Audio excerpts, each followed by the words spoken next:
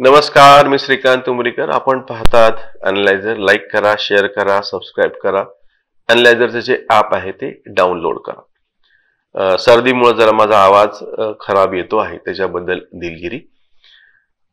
दिल्ली विधानसभेसाठी काल मतदान पार पडलं आणि जो आता आकडा समोर निवडणूक आयोगाकडून आलेला आहे आणि नंतर पोस्टल बॅलेट वगैरे सगळे मिळून मागच्या वर्षीचा जो आकडा होता 62.85, तर थोडासा त्याच्यापेक्षा जास्तीचा आकडा येण्याची शक्यता आहे. सगळी मिळून 60चा आकडा आज सकाळपर्यंत निवडणूक आयोगाने दिलेला होता. नंतर रिवाइज्ड आकडा येईल. त्याच्यानंतर पोस्टल बॅलेट हे सगळं मिळून जर केलं तर साधारणतः 63-64% किंवा क्वचित सगळं मिळून हिशोब केला तर 65% पर्यंत जाऊ शकेल. म्हणजे मागच्या वेळेसपेक्षा थोडंसं जास्त मतदान झालेलं आहे. जो आता सगळ्यात पहिलाच मुद्दा मला तुमच्या समोर ठेवायचा आहे. आपण एक्झिट पोलचे जे काही आकडे तो एक वेळ थोडेसे बाजूला ठेवतो. एक्झिट पोलवरती बरेच जण शंका घेतात. मागच्या वेळेस सुद्धा एक्झिट पोल खोटे ठरले होते किंवा सार्वत्रिक लोकसभा निवडणुकीत सुद्धा भाजप 350 पर्यंत जाईल, 400 पार ते जरी म्हणाले तरी प्रत्यक्षात तो 240 वरती आला. तर मतांची टक्केवारी तुम्हाला कळू शकते नीट एखाद्या वेळेस, पण जागा कोण किती घेईल हे थोडंसं ट्रिकी आहे, हे थोडंसं फसवं आहे.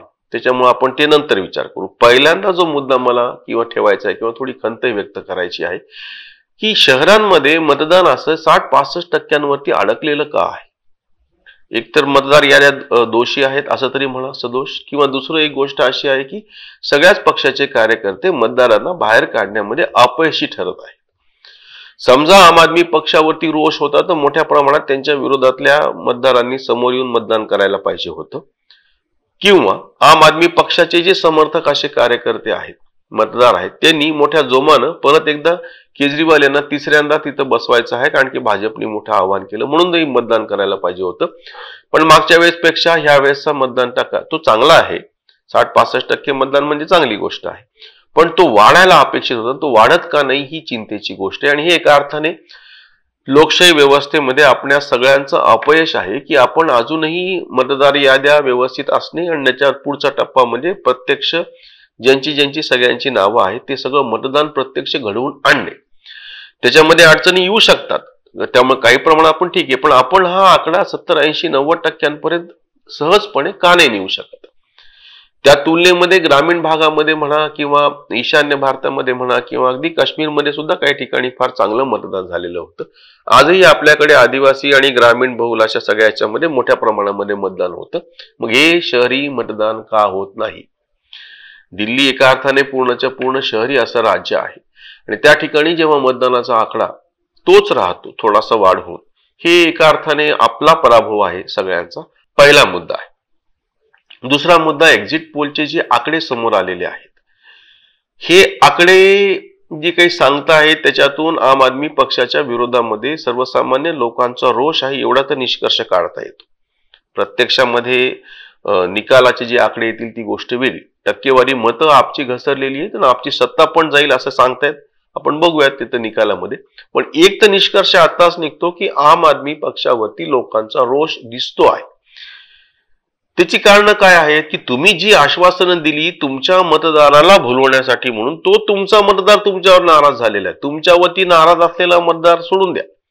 त्यांनी मागच्या वेळेस तुम्हाला मतदान केलं होतं. 36-37% जी भाजपची मतं आहे, तो जो मतदार आहे तो तुम्ही प्रत्यक्ष काय वागलात काय नाही ते अजून पुढची गोष्ट, त्याच्यामुळे तो बाजूला ठेवूयात. पण तुमचा म्हणून जो मतदार होता हक्काचा, तो मतदार तुमच्या या कारभारावरती नाराज आहे हे दिसतं आहे, किंवा तो प्रत्यक्ष मतदानाला बाहेर पडला नाही, किंवा तुम्ही महिलांच्यासाठी त्या मेट्रोमध्ये प्रवास फुकट वगैरे केल्याच्या नंतर महिला आनंदित झाल्या आणि महिला तुम्हाला मतदान करतील असं सांगितलं जात होतं. प्रत्यक्षात महिलांचं मुळात दिल्ली परिक्षेत्रामध्ये मतदानच कमी आहे.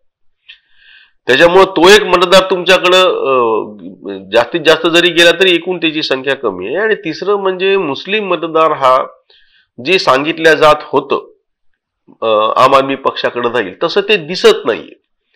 खरं तर समजा या सगळ्या ह्याच्यातून काँग्रेसला तर खरं तर 0 जागा आहेत, त्याच्यावर मी बोलणार आहे, पण मोठ्या प्रमाणामध्ये त्यांचे मतदानाचा टक्का 8-9% दाखवलेला आहे, 4 पासून, म्हणजे दुप्पट जवळपास. तर त्याच्यामध्ये हा मुस्लिम मतांचा टक्का आहे. म्हणजे पहिला जो मुद्दा आहे की आम आदमी पक्षाच्या विरोधामध्ये रोष दिसतो आहे, एक्झिट पोल मधून जे समोर आलं त्यांची सत्ता जाऊ शकते. दुसरा जो मुद्दा आहे, मी जो काँग्रेसच्या बाबतीत म्हणालो की त्यांची मतांची टक्केवारी वाढलेली आहे, 8% पर्यंत पोहोचलेले, हे ठीक आहे.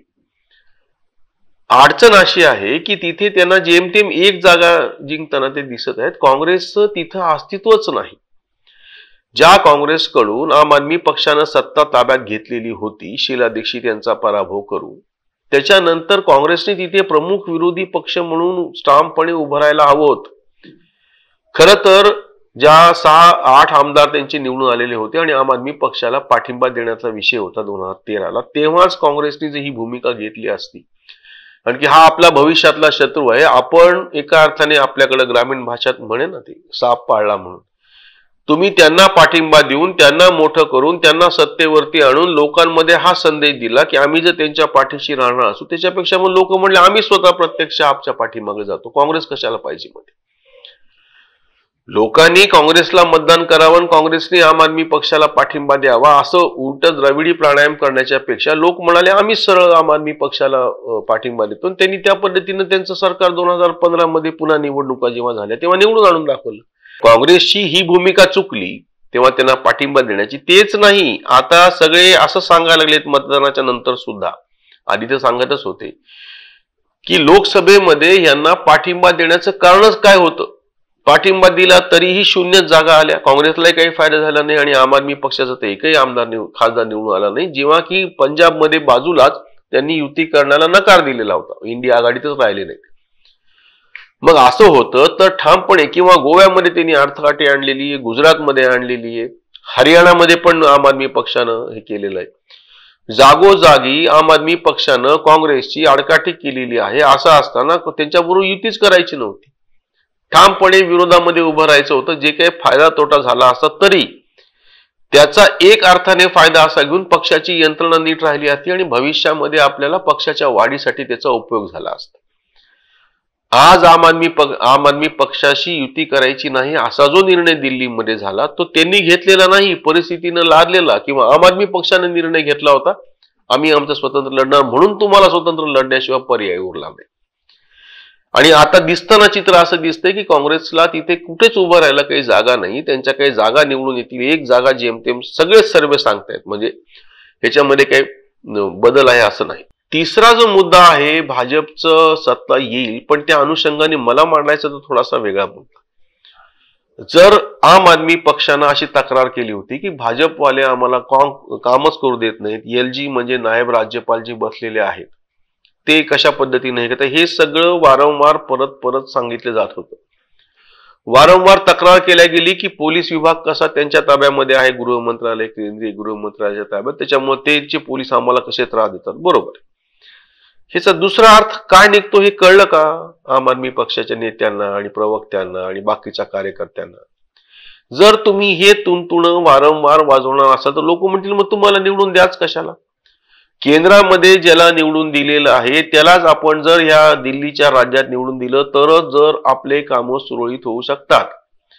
आणि तसं असेल तर मग आम आदमी पक्ष किंवा काँग्रेस यांच्याकडे जाच कशाला, कारण की ऑलरेडी म्हणजे आधीच दिल्लीचा निकाल लागलेला आहे आणि केंद्रामध्ये भाजपची सत्ता आहे आणि ती सत्ता काय आता 5 वर्ष हटत नाही. तुम्ही स्वतःच जो विमर्श, जे नॅरेटिव्ह तयार करून ठेवलेला आहे त्या नॅरेटिव्हचा तुम्हाला तोटा, कारण की तुम्ही असं म्हणलेले होते. यांच्या हे लक्षात नाही आला मुद्दा की तुम्ही स्वतःवरून एक हा काय म्हणता येईल उसळलेला चेंडू देऊन टाकलेला, त्याच्यावरती आता भाजपवाले निकाल लागतील ती गोष्ट वेगळी, पण प्रचारामध्ये त्यांनी कायमस्वरूपी याच्यावर सिक्सर मारलेला आहे की जर राज्यामध्ये वेगळ्या पक्षाची सत्ता असेल, केंद्रामध्ये वेगळ्या पक्षाची सत्ता असेल तर संघर्ष होतो आणि ते काम करू देत नाहीत. असं वारंवार, खरं तर हे दुसऱ्या कुठल्या राज्यात घडलेलं नाही. काही प्रमाणामध्ये ममता दीदींनी बंगालमध्ये सांगितलं पण ते ठीक आहे, थोडासा अपवाद झाला, पण तरी त्यांनी ठामपणे इतकं केंद्राशी सतत संघर्षाची भूमिका घेतली होती. अगदी नदीमध्ये विष कसं मिसळलं इथपर्यंत असं टोकाचं कोणी काही केलेलं नव्हतं. किंवा आधी DMK पक्ष तमिळनाडूमध्ये त्यांनी पण अशी भूमिका घेतली नव्हती की केंद्रातली एक सत्ता आणि राज्यातली एक सत्ता. त्याच्यामुळे ह्यांनी स्वतःवरून एक जे विमर्श तयार केला होता, फेक नॅरेटिव्ह उभं केलं होतं, ते त्यांच्या सांगाशी येताना दिसत आहे. याच्यावरची उसंतवाणी. दिल्ली तले सारे झाले मतदान, आपली महान लोकशाही.